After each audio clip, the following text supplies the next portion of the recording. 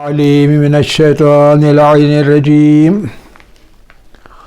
بسم اللہ الرحمن الرحیم الحمد للہ رب العالمین وصلی یا رب علی محمد وآلہ الطاہرین اللہم صلی علی محمد وآل محمد وعجل فرجہم وعجل لوليك الفرج يا كريم واجعل فرجنا بفرجه يا أرحم الراحمين توكلت على الله العظيم رب اشرح لي صدري ويسر لي أمري واحلل عقدة من لساني يفقه قولي رب يسر ولا تعسر وتمم بالخیر آمین یا رب العالمین۔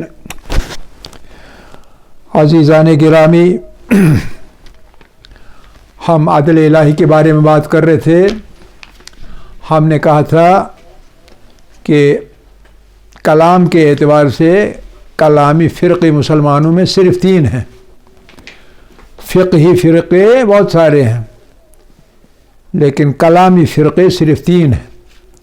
ایک فرقہ ہے جس کا ہم نے تھوڑا سا ذکر کیا، وہ اشاعرہ کہلاتے ہیں، یعنی ابو الحسن اشعری کے فالوورز۔ اور آپ کو معلوم ہے ابو الحسن اشعری جو ہے اور اشاعرہ اس کے ساتھ اس کے پیروکار جو ہے وہ افعال الہی میں عدل کے انکاری ہیں۔ ہم نے کہا تھا وہ کہتے ہیں اللہ جو کرے وہی عدل ہے، چاہے عدل ہو یا یہ ظلم ہو وہی عدل ہے، مگر یعنی وہ انتزاع عدل کا کرتے ہیں، امپریشن لیتے عدل کا کہاں سے ہے؟ افعال سے، نہ کہ عدل سے۔ ہم نے کہا تھا 2 چیزیں ہیں، ایک عدل اور ایک افعال۔ عدل کے تصور کی وجہ سے ایسے افعال انسان انجام دینا چاہیے جو اچھے افعال ہوں، جن میں حسن ہو، جو گڈ ڈیڈس ہوں، بیڈ ڈیڈس نہ ہوں، گڈ ڈیڈس، پسندیدہ کام، عدل کی وجہ سے، عدل پر یقین کرنے کی وجہ سے۔ لیکن جو تھاٹ پروسیس ہے، سوچنے کی دھارا، تو اشاعرہ ہم نے کہا کہ وہ الٹی چلتی ہے اور وہ افعال سے عدل کو ڈرائیو کرتے ہیں، نہ کہ عدل سے افعال کو۔ تو یہ ان کا پہلا نقطہ تھا۔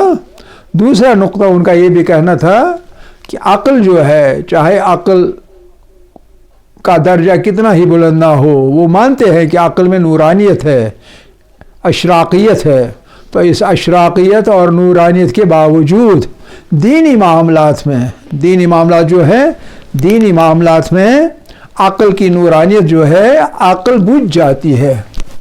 عقل، یہ دوسرا پوائنٹ ہے، عقل جو ہے وہ بجھ جاتی ہے، تو لہذا دینی معاملات میں یہ کام نہیں کرتی ہے۔ تو جہاں کہیں بھی دینی مباحث ہوں، دینی معاملات ہوں، تو وہاں عقل پر بھروسہ نہیں کرنا چاہیے۔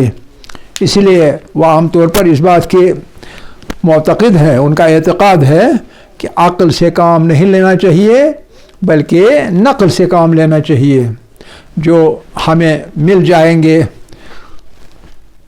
شرع کے مختلف قوانین وغیرہ، ان میں عقل کام نہیں کرتی، عقل سے ہم کوئی فائدہ نہیں اٹھا سکتے ہیں کیونکہ عقل بجھ جاتی ہے دینی معاملات میں، تو اس کی نورانیت اور وغیرہ وغیرہ سب بیکار ہو جاتی ہے۔ اس لیے عقل بحیثیت ہادی کے، بحیثیت ہدایت کرنے والی چیز کے یہ قابل بھروسہ نہیں ہے۔ تو ہم نے پچھلی بار کہا تھا کہ ایسا عقیدہ، یہ عقل کے بارے میں جو عقیدہ ہے اشاعرہ کا،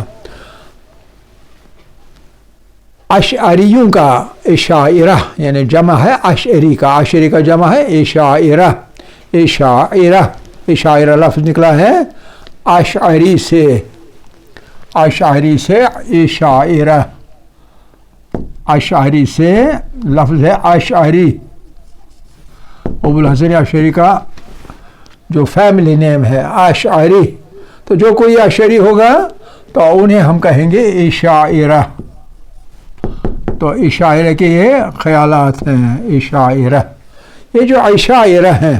تو ہم نے کہا دوسرا نقطہ ان کا یہ ہے جس کے ساتھ ہمیں بالکل اتفاق نہیں ہونا چاہیے اور نہ ہے، اور وہ یہ ہے کہ عقل کے بارے میں ان کا نقطۂ نظر، ان کا عقیدہ نہ قرآن کے ساتھ میل کھاتا ہے اور نہ سنت کے ساتھ میل کھاتا ہے. سنت یعنی حدیث، نہ حدیث سے یہ ثابت ہوتا ہے ان کا عقیدہ اور نہ قرآن سے، اور اس کے الٹ، اس کے برعکس ان کا عقیدہ ہوتا ہے. پچھلی بار ہم نے کہا تھا کہ ایک مشہور آیت ہے قرآن کی، ان شر الدواب، شر الدواب، سب سے بدترین جو جانور ہے، جانوروں میں سب سے بدترین جانور جو ہے اللہ کے نزدیک، عند اللہ ہے، اللہ کے نزدیک، عند اللہ ہے، سب سے بدترین جانور کو کون ہے؟ وہ ہے الذین کفروا، الذین کفروا، جو کہ کفر کرتے ہیں. فہم لا یؤمنون، اس لیے وہ ایمان نہیں لاتے ہیں. فہم لا یؤمنون، اگر وہ عقل پر بھروسہ کرتے تو ایمان لاتے. ایسی ہی دوسری قریب انہی الفاظ میں وہ ہے ان شر الدواب، ان شر الدواب، شر الدواب، شر الدواب، سب سے بدترین جانور کہا گیا ہے. عند اللہ، اللہ کے نزدیک. یہاں تک یہ الفاظ جو اوپر ہے، لیکن اس کے آگے لفظ بدلتے ہیں. عند اللہ الصم البکم، الصم البکم، الصم البکم، گونگے اور بہرے، بکمو، الصم البکم، ایسے لوگ جو کہ نہ وہ سنتے ہیں اور نہ سمجھتے ہیں، ایسے لوگ. تو الذین، جو کہ یہاں بالکل کلیئر ہے اس آیت میں، الذین لا یعقلون، جو کہ عقل استعمال نہیں کرتے. الذین لا یعقلون، اور یہ ہے سورہ انفال کی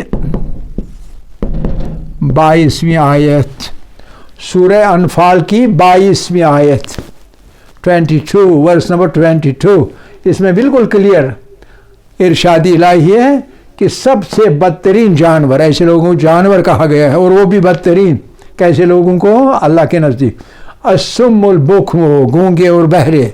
کون سے؟ الذین لا یعقلون، جو کہ عقل کا استعمال ہی نہیں کرتے ہیں، عقل نہیں کرتے. گویا عقل استعمال نہ کرنے والے کو بدترین جانور کا درجہ دیا گیا ہے قرآن کے ذریعے سے. تو اس لیے اشاعرہ کا جو یہ نقطۂ نظر ہے، یہ عقیدہ ہے، یہ قرآن کی روح سے باطل ہو جاتا ہے. اس کے علاوہ ہمارے پاس ایک حدیث شریف ہے، اور وہ تو بالکل ہی زیادہ ہی ان کی پول کھولتا ہے، اور وہ ہے کافی کی جلد 1 میں امام کاظم سے، الکاظم علیہ السلام، امام کاظم علیہ السلام فرماتے ہیں، کیا فرماتے ہیں؟ ان بے شک للہ، اللہ کی طرف سے ہے، للہ، ان للہ، اللہ کی طرف سے، اللہ کے ہے، علی الناس، انسانوں پر، انسانوں پر اللہ کی طرف سے یا اللہ کے ہیں. کیا چیزیں ہیں؟ حجتین، 2 حجتیں، حجتین، 2 حجتیں ہیں اللہ کی طرف سے انسانوں پر. ایک ہے حجتن ظاہرتن، حجتن ظاہرتن، ایک ہے ظاہری حجت. ظاہری حجت، حجت کا نام دے سکتے ہیں، ترجمہ کر سکتے ہیں ہادی کا، ہادی گائیڈ، حجت گائیڈ، ہادی راستہ دکھانے والا. وحجتن باطنتن، اور دوسرا کیا ہے؟ وحجتن باطنتن، وحجتن باطنتن، ایک ہے ظاہری حجت اور دوسرا ہے باطنی حجت. فَأَمَّا الظَّاهِرَةُ، جہاں تک ظاہری حجت کا تعلق ہے، فَأَمَّا، لیکن وَأَمَّا الظَّاهِرَةُ، لیکن جو ظاہری حجت ہے وہ کیا ہے؟ فَأَمَّا الظَّاهِرَةُ فَالرُّسُلُ، وہ رسول ہے. فَالرُّسُلُ، رسول جمع ہے رسول کی. فَالرُّسُلُ وَالْأَنْبِيَاءُ، اور انبیاء ہے. وَالْأَنْبِيَاءُ، اور نبی ہے. ایک رسول ہے اور ایک نبی ہے. وَالْأَئِمَّةُ، اور امام ہیں، جیسے ہمارے 14 معصومین، 12 امام. وَالْأَئِمَّةُ، رسول، انبیاء، والائمہ، یہ 3 ظاہری حجت ہے. اما الباطنۃ، لیکن جو باطنی حجت ہے، اما الباطنۃ، لیکن جو باطنی حجت ہے، اما الباطنۃ، وہ کیا ہے جی؟ فالعقول، وہ عقلیں ہیں. فالعقول، وہ عقلیں ہیں. یہ کافی، یعنی اصول کافی، آفی کی جلد 1 میں یہ حدیث ہے، اور یہ بالکل صاف طور پہ ایکسپلور کرتا ہے کس چیز کو؟ اس عقیدے کو، عقل کے ناقابل بھروسہ ہونے کو یہ بالکل باطل بناتا ہے. یہ حدیث شریف، ان للہ علی الناس حجتین، بے شک اللہ کی طرف سے انسانوں پر 2 حجتیں ہیں. حجتاً ظاہرتاً، ایک ظاہری حجت ہے، وحجتاً باطنتاً، ایک باطنی حجت ہے.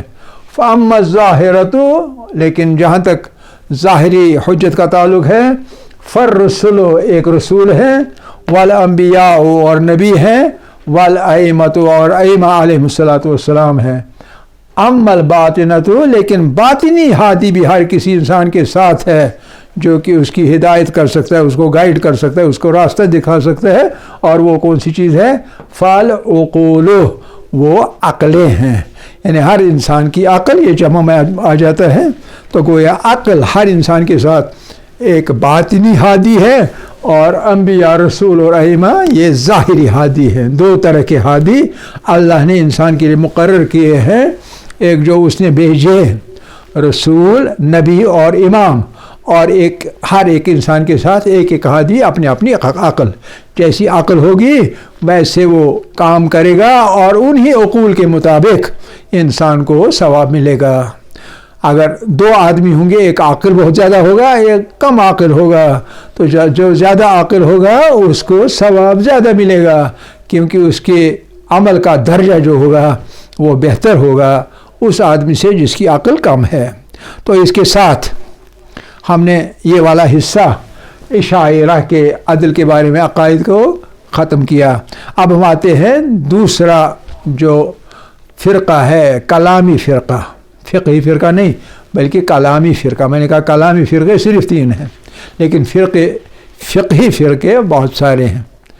حنفی ہیں، شافعی ہیں، مالکی ہیں، حنبلی ہیں، شیعہ ہیں، جعفری جن کو ہم کہتے ہیں، اور اس کے علاوہ اہل حدیث ہیں، سلفی ہیں، وہابی ہے، وغیرہ وغیرہ بہت سارے.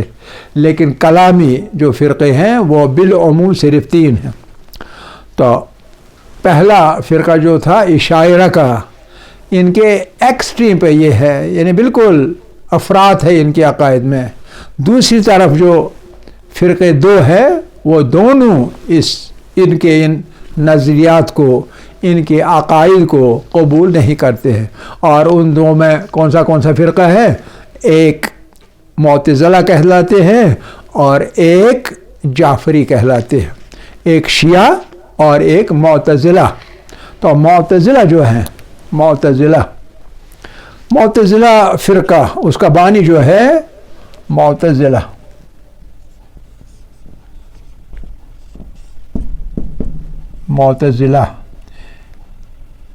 ان کو دوسرا نام یہ ہے اہل الاعتزال بھی کہتے ہیں.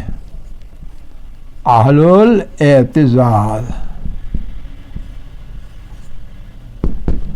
اہل الاعتزال یعنی اعتزال والا فرقہ جن کا عقیدہ اعتزال ہے. بہرحال یہ بھی اور شیعہ بھی دونوں اس بات پر مشترک ہیں، اشتراک ان کا آپس میں پایا جاتا ہے. کس چیز کے بارے میں؟ عدل کے بارے میں. دونوں اس بات کے معتقد ہیں کہ عدل توحید کی ایک اہم صفت ہے. تو عدل الہی پہ یہ دونوں یقین رکھتے ہیں، جبکہ عشاعرہ اس کے معتقد نہیں ہیں. اور یہ اہل الاعتقاد کا جو بانی ہے اس کا نام ہے واصل بن عطا. واصل بن عطا، عطا کے بیٹے ہیں واصل، اسی کے پیروکار ہیں معتزلہ. ان معتزلہ کے بارے میں کیا کیا چیزیں ہیں؟ نمبر ایک یہ کہ عشاعرے کے نظریے میں یہ معتزلہ اور شیعہ دونوں مشترک ہیں اس بات پہ کہ صفات الہی میں عدل بنیادی اصول ہے. یہ متحقق ہے، یعنی اسٹیبلشڈ ہے، یہ مانی ہوئی بات ہے کہ الہی صفات میں عدل جو ہے وہ بحیثیت ایک اصول کے ہے، اصل کے ہے. لیکن جو یہ معتزلہ ہیں یہ کہتے ہیں کہ انہوں نے ایک دوسرا راستہ لیا ہے. وہ والے اگر ہم افراد کہیں گے تو یہ والے تفرید کہلائیں گے. افراد و تفرید، بیچ والا راستہ ہمارا راستہ ہے، جسے ہم کہیں گے درمیانی راستہ، اعتدال والا راستہ. نہ افراد ہے نہ تفرید ہے، نہ ایک ایکسٹریم ہے نہ دوسرا ایکسٹریم ہے، بیچ والا راستہ ہے ہمارا. بہرحال ہم اپنے پہ آخر پہ آئیں گے، فی الحال ہم معتزلہ کے بارے میں بات کریں گے. تو ان کا کہنا یہ ہے کہ اعمال انسانی جو ہے، انسان کے اعمال، انسان کا عمل جو ہے، اعمال انسانی، اگر ہم کہیں گے کہ مجبوری کی حد تک قضاء و قدر کے ماتحت ہیں. قضاء و قدر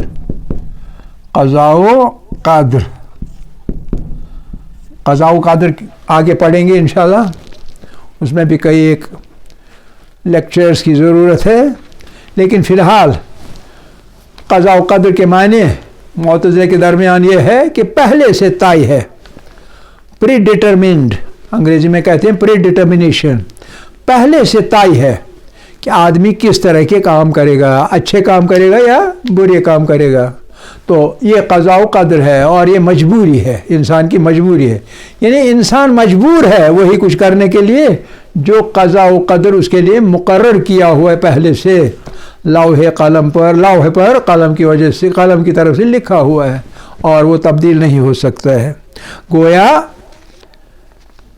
قضاء و قدر کو مجبوری کی حد تک ماننا، معتزلہ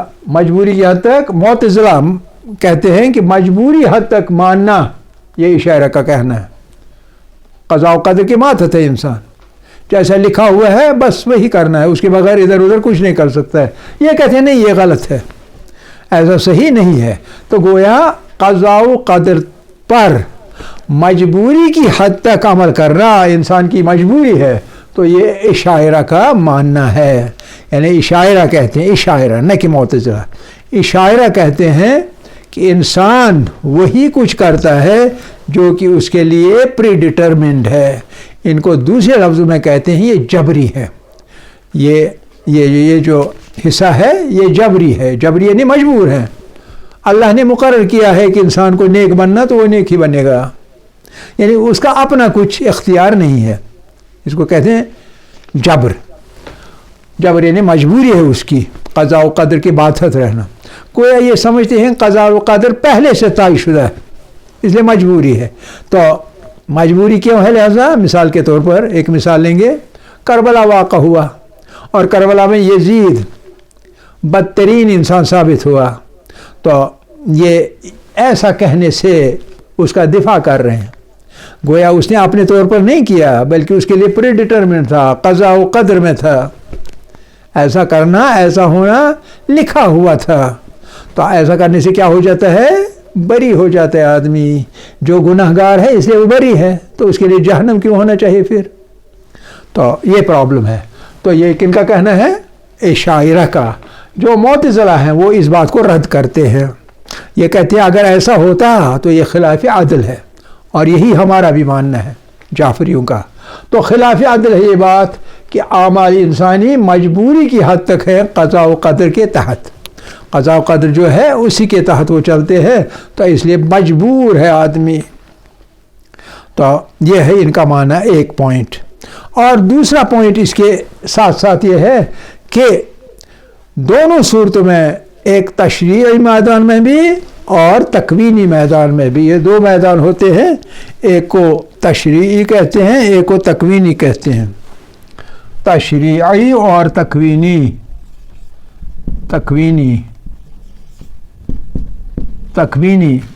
اور تشریعی. کبھی ان حروف ان ٹرمز کی ان اصطلاحات کی میں تشریح کروں گا لیکن اس وقت نہیں.